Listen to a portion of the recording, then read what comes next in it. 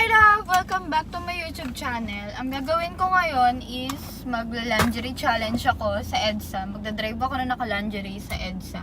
So, nandito ako ngayon sa MOA. Bibili tayo ng lingerie. Samahan niyo ako. Tapos yun, ano pa ba? Naiihina ako. Hindi ako masyado magdadala ng kung ano-anong gamit. Siguro yung phone ko lang. Phone, pera of course, phone, wallet. Ay, hindi, magdala lang ako ng bag. Para lang sure. Face mask. Ang dami kong face mask sa sasakyan. So, bago ako mag-face mask, nilalagyan ko ng tissue yung mask. Para hindi ako mangati. I mean, nangangati yung mukha ko. Nagkakaroon ng butlig-butlig. Kapag hindi ko nilagyan ng tissue.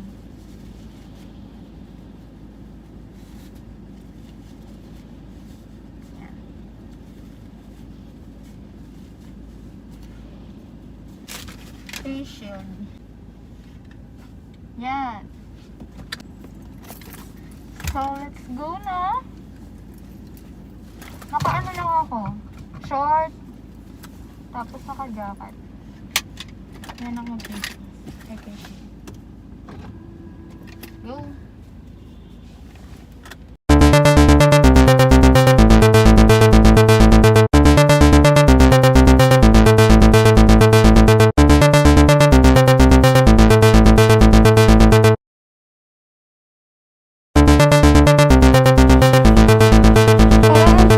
Yellow. Ayan. Parang yan yung bet ko. Wala akong mahanap sa H&M, so pumunta ako dito ngayon sa sa Dep Store. Hi love, so ayan, ito na lang siguro yung bibilin ko. I think okay naman siya.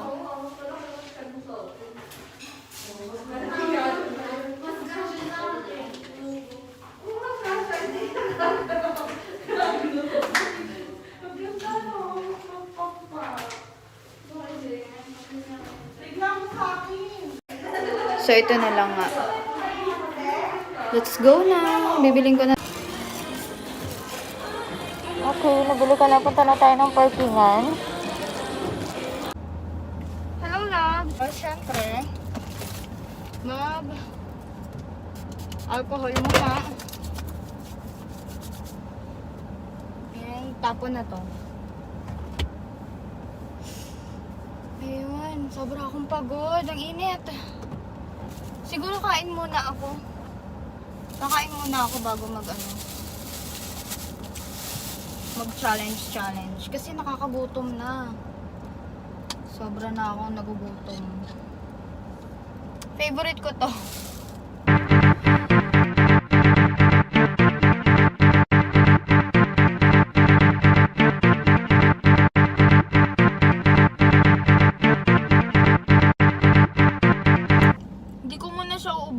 Kasi ano ako ang ugali ko kapag nagutom ako, gusto ko dessert muna bago yung rice.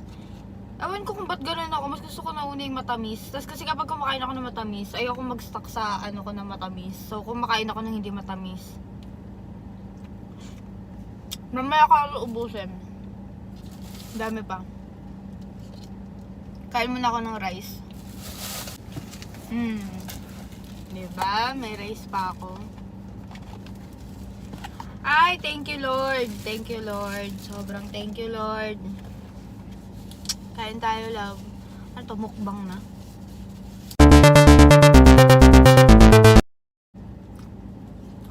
Sarap. Ang sarap kapag kumain ako ng matamis. Tapos mag-aan ako. Hindi matamis. Ang sarap. Thank you Lord for the food.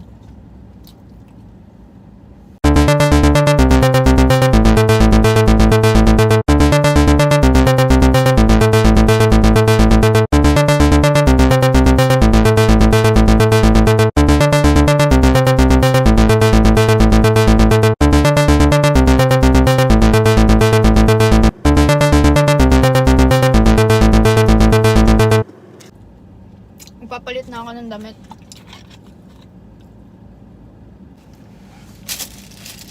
So, okay love, ito na yung binili kong lingerie sa the SM store.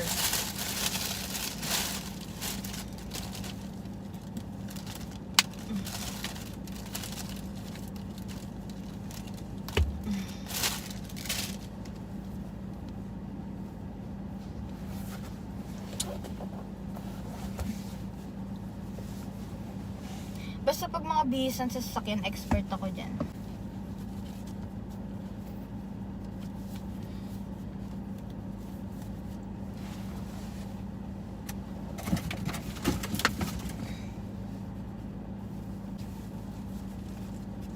Ayan.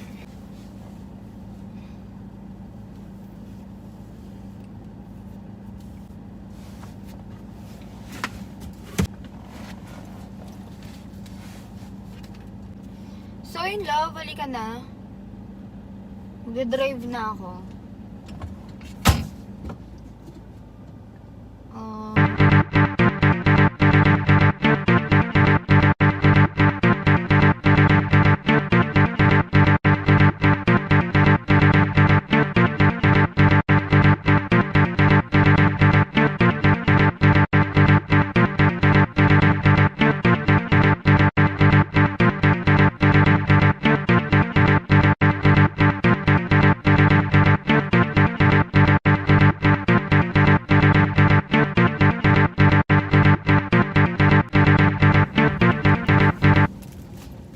Mag-story time ako sa inyo mamaya. Ay, ngayon na pala. Tungkol sa mga event ko before. Nung nag-i-event pa ako before, kasi nag-start ako mag-event ng 17 ako. Ang gamit ko lang pag pumupunta ako ng event, nag-aano lang ako, angkas lang ako. Nagbubook ako ng angkas, ganyan. Minsan ano nga yun? Pag nag-aangkas ako, sobrang init nung time na yun. Talagang tanghaling tapat. Tanghaling tapat yung yung event. Kunyari sa sa Fairview, ganyan, SM Fairview. Mag-e-event ako, anong oras yun? Siguro ang call time 11 AM, ganyan. Eh di anong oras na?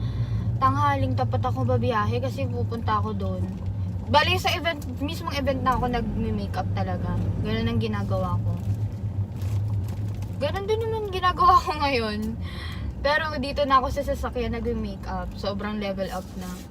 Nung binili ko tong sasakyan ko, magpa-pandemic. 1 year na ngayon sa akin yung sasakyan ko. Sabi ko pa naman, ay maliles na yung hassle ko.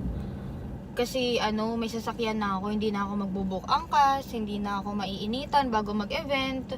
Buti nga hindi ako nangitim nun eh. Talagang grabe yung ko nun, sakripisyo ko bago ako makabili ng gantong sasakyan. Tsaka hindi ko rin naman na-expect magkakaroon ako ng sasakyan. Kasi nung una event lang, ganyan. Eh nung nag-Smigirl nga ako, malaki yung kita ko sa Smigirl. Ayun, dun ako sa Smigirl nagkaroon ng malaking hindi naman gano'n kalaki. Basta yung makakabili talaga ng gantong sasakyan. Dahil sa Smigirl and Aluwa ko. Kaya ako nagkaroon ng ganto. Tuwang-tuwa pa naman ako. Sabi ko, hay, buti na lang. Para may na ako. Sasakyan na akong gagamitin pag mag-e-event. Sabi biglang walang event dahil pandemic. Ang kulit no. Ano pa naman ako. Parang tuwang-tuwa na ako na magkakaroon na ako ng may experience ko na mag-event ng may sasakyan. So yun, binlog ko yun, yung first event ko nang mayroon akong sasakyan.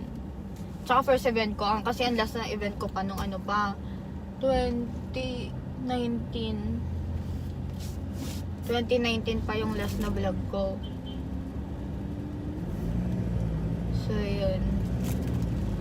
Tsaka dati, bago ko din makuha ang sasakyan, umiyak-iyak pa ako kasi iyakin talaga yun. Umiyak ako nung kasi papunta ako ng SM Santa Rosa, dun kasi ako naka-open yung branch ng ko, video ko, ganyan. Hindi kasi ako pwedeng, basta long story yun. So dun kailangan ko pumunta doon bago ako makabili ng sasakyan. Dun ako nag-withdraw ng malaking halaga sa branch ko na yon. Bago pa ako pumunta doon, nagmotor ako. Sobrang init. Ewan ko, pag uwi ko umiyak ako. Kasi sabi ko, siguro yun na din yung last time na nagmotor ako na sobrang init. Sabi ko, siguro ito na yung last na sakripisyo ko na nagmotor ako na sobrang init. Though lagi naman, kasi nga kapag nag-event ako, ewan ko lang ba't ako naiyak ng time. Kasi siguro makakabili na ako ng sasakyan. Hindi ko na ma-experience yun na maarawan, mainit na sobra-sobra. Kaya talagang sobrang saludo ko sa mga rider na yung bumabiyahe ng tanghaling tapat. Yan ako.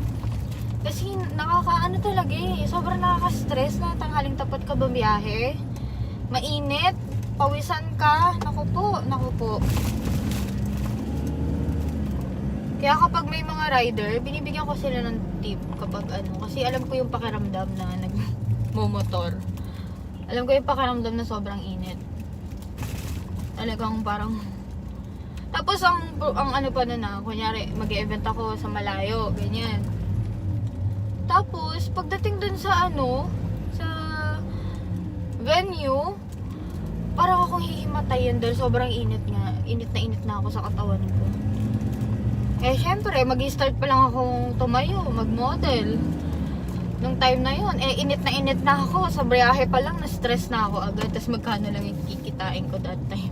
Pero naisip ko naman, hindi ko naman yung kikitain pag nasa bahay lang ako. So, Eugene na ako, kahit magkano lang. Pero merong mga iilan na parang abusado sila na porket kumakagat ka sa gantong TF, ang baba lang ibibigay sa yung TF. Ako naman kasi that time, wala pa akong ganun pera. Kaya kapag may G agad ako na, sige, go ako dyan. Kaya minsan, nagkakaroon ako ng event, sa isang araw, nakakaroon ako ng 4 na event. Grabe yun, kapag 4 na event sa isang araw. Nagkokontrata na ako ng isang rider na ibubuk ko siya ng isang buong araw na gantong oras, ganyang kailangan sunduin mo na ako, tapos punta tayo sa ganito kasi second event ko yan, tapos punta mo rin ako sa ganito, ganyan. Oh my god, wala akong waste, so bahala na kung saan ako mapunta ngayon. Ganun ang nangyayari. So balik tayo sa kwento, yun nga, ganun ang nangyayari. Ano nga yun? Ayun, ganun ang kapag mag-e-event ako ng 4 na event sa isang araw. So pagpalagay natin 3K per event. Morning may event ako, parang ribbon cutting, mga ganun. Tapos tanghali photoshoot. Ganyan. Tapos gabi car show. Tapos yung car show na yung dalawa pa yung pinagmomodelan ko. Gantong oras kay ganto, gantong oras kay ganyan. Yan, kaya parang ang malabas, 4 na events sa isang araw. Talaga, ang tawag ng lagare. Miss ko na nga yung ganong na lagare, na punta sa ganito, punta sa ganyan, mag-event sa ganito, ganyan. Nalilate ako siguro minsan 1 or 30 minutes, ganon. Ganon yung mga late time ko. Ayun, ganon lang. Nakakaano din pag nag-e-event Pero kung papipiliin ako event or photoshoot, parang mas trip ko photoshoot. Kasi photoshoot, relax lang, ganyan. Event kasi nakatayo ka o di ka mamimigay ka ng flyers. Nakakatamad. Ayun, ang ginagawa ko kapag Tsaka dati, kapag kunyari may event ako ng QC, nisip ko na agad dadaan ako sa EDSA. Tapos nakamotor lang kami. Ang sakit talaga sa puwet kapag nagmamotor ka lang. Kaya kapag nag-aangkas ako, ang pinipili kong motor, yung pang tricycle na motor, kasi malambot yung upuan niya. Yun, ganun talaga yung gusto kong motor. Yun yung pinipili ko. Pang tricycle na motor. Kasi malambot yung upuan niya. Talagang kahit matagal yung biyahe, okay talaga. So, yun yung pinipili kong motor. Pang matagalang upo. Kunyari, may event ako bukas. Ngayon na ako magbubook. Sino available pong rider? Magpo-post ako sa group. Or sa group chat, ganyan. Sino mga available pong rider? Papahatid po ako sa ganto ganyan, ng gantong oras. Tapos papasundo rin po ako ng gantong oras, ganyan. Ayun, ganoon ang ginagawa ko na lang kapag Hindi ko alam kung saan ako mapapadpad ngayon Basta gusto kong maggala. Wala akong ways, wala akong Kabisado ko na rin naman papuntang EDSA. Kasi nga, hindi naman ako gala. Hindi ako gumagala Usually, puro ako trabaho nung time na hindi pa pandemic. Kaya wala akong, kunyari, may event. Tapos, yung mga co-model ko nagyayaya ng mga gimmick, ganyan. Nako. Bukod sa hindi ako umiinom, hindi ako enjoy sa mga ganun. Kasi, hilo na ako sa event. Tapos, pa. Magpa-party pa. No. No, thank you. Hindi talaga. Ako ayoko talaga. Kaya, ayun. Minsan kabisado ko na rin yung mga daan. Pupunta sa ganito, pupunta sa ganyan. Kasi, panay ako event. Pero, enjoy ko naman yung life ko. Hindi naman ako boring porket hindi ako naggumigimik or na-party. Hindi naman ako boring. Hindi ako nainom, diba? Pero hindi naman ako boring. Ewan ko lang, hindi ko talaga trip uminom ng alak. Ayoko talaga ng alak. Ewan ko ba kung ba't ayoko ng alak, hindi rin ako sanay. Parang, ewan ko ganun yung lasa. Uy, ang ganda naman dito sa Maynila. Wow. Dito na ako ngayon sa Ross Boulevard. Ba't pala ako sa Ross Boulevard? Dapat sa EDSA ako. Lipat tayo sa kabila. Kasi pa EDSA ako yun. Nga pala love, mag-i-stream. Support nyo ako sa stream ko ako, Euro Truck Simulator. Simulator ba yun? Ewan ko, basta yun. Ayun, magaganon ako na stream. Yung parang drive-drive din. Kasi malig din ako talaga mag-drive. Ewan ko lang kung kapaguran mag-drive. Drive ako ng drive. Hindi ako napapagod. Enjoy ako mag-drive, lalo na nagkasasakyan ako. Parang ayoko nang umuwi. Gusto kong mag-drive ng mag-drive. Dati pangarap ko lang magkaroon ng sasakyan. Kasi dati, kunyari, nung time na nag-e-event ako sa SMX, ganyan. Yung mga co-model ko kasi, yung iba sa kanila may sasakyan. So, kapag nag-aanoan sila, nag-usap-usap sila, uy, saan ka naka-park? Saan ka, anong biyahe mo? Ganyan-ganyan. Kaya sabi ko, yan, tatanungan sila, tapos ako na yung tatanungin nila. Sabi ko, wala, dyan lang ako, angkas lang ako. Nag-angkas ka lang? Hindi ka ba natatakot sa angkas? Sabi ko, hindi, sanayan lang din. Sanay na ako. Mag-angkas. Ba naman yun? Dapat ako umilang. So, yun, sinasabi ko, sanay na ako mag-angkas. Saka, kapag nag-angkas kasi less hassle. Hindi ko alam kung ba't ako nag-right turn dito. Pucha, naliligaw na ako. Pupunta ako dapat EDSA Nasaan na ba ako? Ayoko mag-waste. Kailan ako saan ako mapadpad. Huwag lang ako mapapadpad sa highway, sa one way.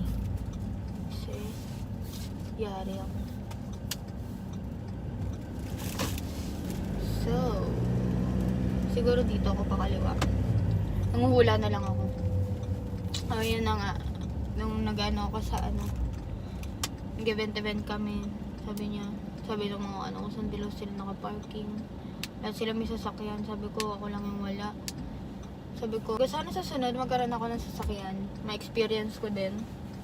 So yun nga, nagkaroon ako ng sasakyan ngayon. Kaso naman, wala namang event. Pero nung nagkaroon ako ng sasakyan, di nga wala ng event. Ang ginawa ko na lang, charity.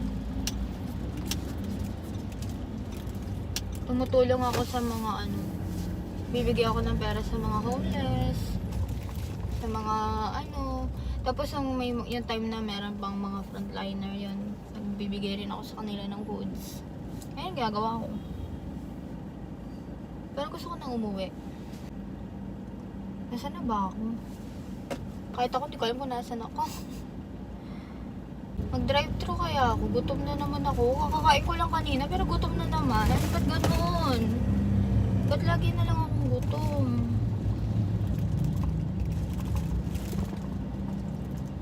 Ang weird. Parang ngayon lang ako nakapunta dito. Lagot. Wala kasi akong ways So, bahala na kung saan ako mapunta. Ganun na nangyayari ngayon.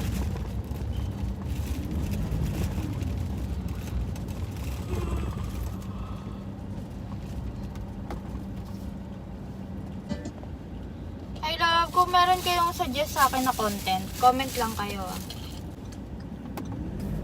So yun lang yung vlog ko ngayon. Nag-drive ako ng naka-lingerie. Tapos story time, konting story time. Thank you for watching. Salamat sa pag-watch nyo. Kanina naligaw ako. Hindi ko lang na-film na, pero naligaw ako kasi hindi ako nag-waste ngayon. So bahalin ako saan ako mapaliko-liko. Ayun. Thank you for watching, love. I hope you like and subscribe. See you on my next vlog. Oopsie.